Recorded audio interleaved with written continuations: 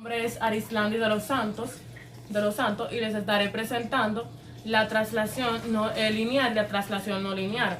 Antes que nada debemos saber el concepto de traslación, y este dice que la traslación es el movimiento de una figura de un lugar a otro, conservando siempre su posición, su forma, su tamaño, la medida de sus ángulos y la medida de sus ángulos y la medida de sus lados. Para la realización de esta traslación no lineal, lo primero que yo hice fue trazar líneas tanto vertical como horizontal.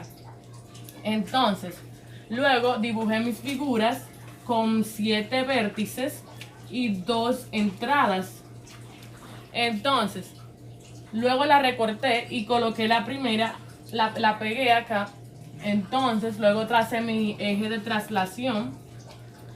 Y algo que tenemos que tomar en cuenta es que dependiendo de la magnitud del eje de traslación, será el movimiento de la figura. Por ejemplo, si yo muevo este eje de traslación para acá arriba, la segunda figura será colocada aquí en la posición más arriba, pero siempre tendrá su forma, su tamaño, la medida de sus ángulos y la medida de sus lados. Entonces, luego le coloqué los hilos, estos hilos, lo hice con hilo de coser porque el hilo de Canva era muy gordo e incluso se me rompían los vértices cuando lo colocaba. Entonces, luego le coloqué desde el punto, pegué mi otra figura y luego coloqué desde el punto A al punto A' mi hilo y así sucesivamente. Y la medida de A a A' será la misma medida de A' a A. Así sucesivamente en los distintos puntos, tanto en B, de B a B' será la misma distancia que de B' a B. De C a C' será la misma distancia que de C' a C. Y así sucesivamente. Para la realización de mi traslación no lineal, acá hice lo mismo, tracé líneas tanto verticales como horizontales. Entonces, luego dibujé mis figuras. Estas tienen 8 lados y 2 entradas, 2 entrantes. Luego recorté mis figuras y pegué una acá. Tracé mi línea de traslación, el eje de traslación. Y como esta dice no lineal, yo la tracé, es decir, que es oblicua el eje de traslación. Por eso ustedes ven esta figura que está acá arriba, porque en este caso la traslación es no lineal u oblicua. Entonces, luego tracé mis hilos tanto de A a A' y así sucesivamente. Entonces, como le dije en la anterior figura, será la misma distancia de A a A' que de A' a A. También será la misma distancia de B a B' que de B' a B. Será la misma distancia de C a C' que de C' a C. La misma distancia de B a D' que de D a D a D. La misma distancia de E a E' que de E' a E. Y así sucesivamente. Entonces, esto fue todo por mi presentación de traslación tanto lineal como no lineal. Les hablo Arislandi de los Santos. Hola, espero esté bien. Mi nombre es Elisabela Cruz Delgado y les estaré hablando acerca de la rotación, específicamente de una rotación de un ángulo de 90 grados con respecto a uno de sus vértices y con respecto a un punto externo, como se puede observar. Según la teoría de la rotación, esta se da a través de un punto de origen o centro de rotación, que es de este punto que pueden observar acá, que a la vez es uno de sus vértices de la figura, y este que pueden observar acá, que es un punto exterior. Es una figura de rotación de 90 grados porque la figura se inclina a 90 grados, es decir, un ángulo. Digo esto porque si trazamos una línea que llegue desde B hacia el punto de origen, y hacia B1, veríamos que se formaría un ángulo de 90 grados. Al igual que podemos observar que la distancia que hay desde el origen hacia B1 es la misma que hay desde el origen a B. Al igual que en la figura cuando es con un punto exterior. Podremos observar que la inclinación que se da en la figura, que se observa en esta raya negra, es un área de 90 grados, formando en sí un ángulo recto. En el caso de la rotación con respecto a uno de sus vértices, podemos observar que entre el punto, es decir, este que se puede observar acá, que a la vez es uno de sus vértices, y el punto y el B1 y B, se forma lo que es una perpendicular, que a la vez forma un ángulo de 90 grados, porque el giro que dio la figura durante su rotación para transformarse en la nueva figura fue de 90 grados. Al igual que este punto, si observamos este punto acá al origen y trazamos una línea y luego esta línea la trazamos a E1, podríamos observar que el ángulo que se forma es un ángulo recto, por lo que esta es una rotación de 90 grados. Cabe destacar que cada uno de los puntos coincide en el tamaño con respecto al punto de origen. Es decir, si yo mido con una regla desde el punto de origen hacia G y luego mido la distancia del punto de origen hacia G1, puedo observar que la distancia que hay entre ellos es la misma. Por ende, se forma un ángulo de 90 grados, haciendo que la rotación sea una rotación recta, es decir, de 90 grados con respecto a uno de sus vértices, que a la vez es el punto de origen. Acá también se puede observar cuando se trata de un punto externo, que el giro que da la figura para transformarse es de 90 grados.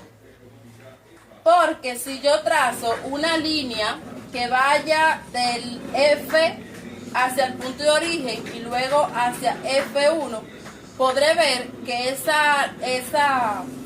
se forma como una L, que a la vez forma un ángulo, y que si lo medimos con un transportador veremos que es de 90 grados. Por ende, se forma el giro será de 90 grados. Y también la distancia que hay entre D al origen es la misma distancia que hay entre D1 y el origen, al igual que los demás puntos.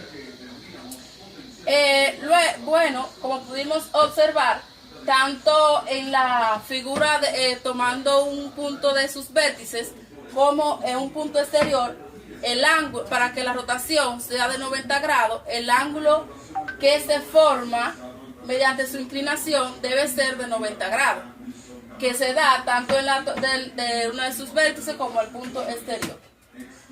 Cabe destacar que también la rotación es un movimiento directo, porque durante esta la figura original no se altera. Por ejemplo, como se puede observar, esta es la figura original.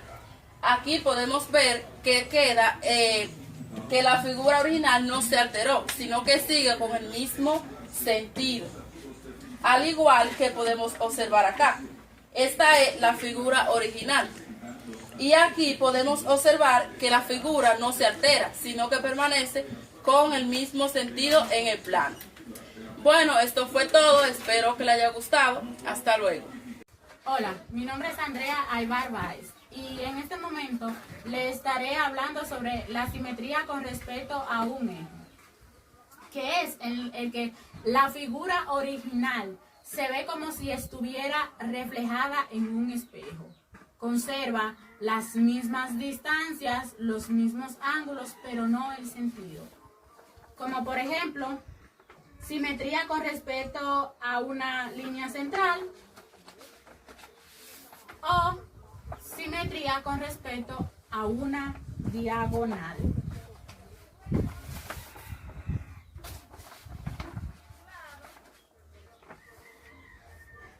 simetría con respecto a una línea central es en la que se toma como referencia, valga la redundancia, la línea central. Como se puede notar aquí, podemos ver, por ejemplo, esta es la figura original. Se ve reflejada aquí, como si este fuera el espejo. Pero como el punto de referencia es la línea central, entonces la misma distancia que hay entre la figura original del punto de referencia a la figura original es la misma que hay dentro de la línea de referencia a la figura reflejada. Por ejemplo, aquí tenemos el punto A. Se ve reflejado aquí.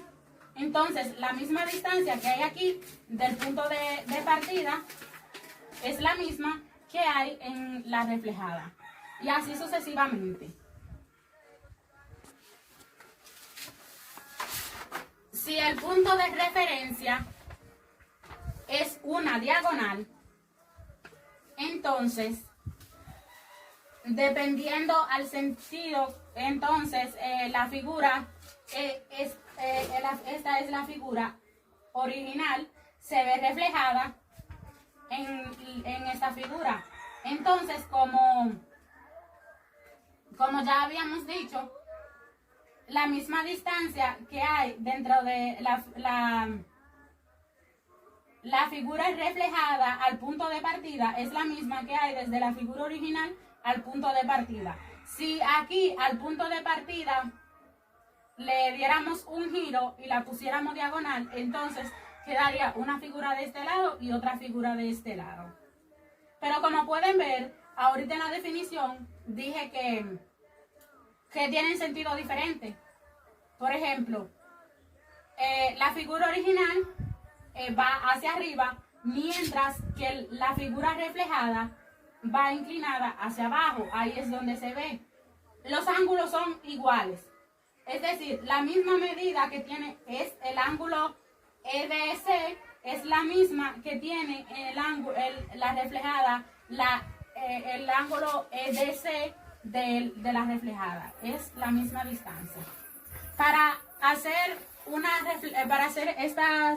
estos ejercicios de simetría o reflexión, lo primero que hice fue cuadricular el papelógrafo con reglas y con su medida, con cuadros 2x2, es decir, de 2 centímetros. Luego, lo segundo fue elegir las figuras irregulares que tuvieran mínimo 2 entrantes. En este caso, tiene 2 entrantes. Pero esta figura tiene 9 vértices. 9 vértices. Y luego la hice en una cartulina para luego cortarla y entonces medir poner la figura original y medir las distancias y ponerla en este sentido de que quedara como una simetría que se pueda ver desde lejos, como ya ustedes pueden ver. Y este fue el resultado obtenido de todo ese arduo trabajo. Como podemos ver aquí, los hilos son lo que nos reflejan los puntos. Por ejemplo, el punto B y el punto B de la figura reflejada. El punto A de la figura original y el punto A de la figura reflejada. ¿Qué ven? La misma distancia, el sentido es lo único que cambia en estas dos figuras, porque son iguales la figura. En este caso, hice lo mismo, solo que el punto de referencia es una línea central, o sea, vertical. Y esta figura es de 12 vértices. Y aquí se ve claramente. Por ejemplo, aquí está el ángulo A, aquí está, se refleja igual.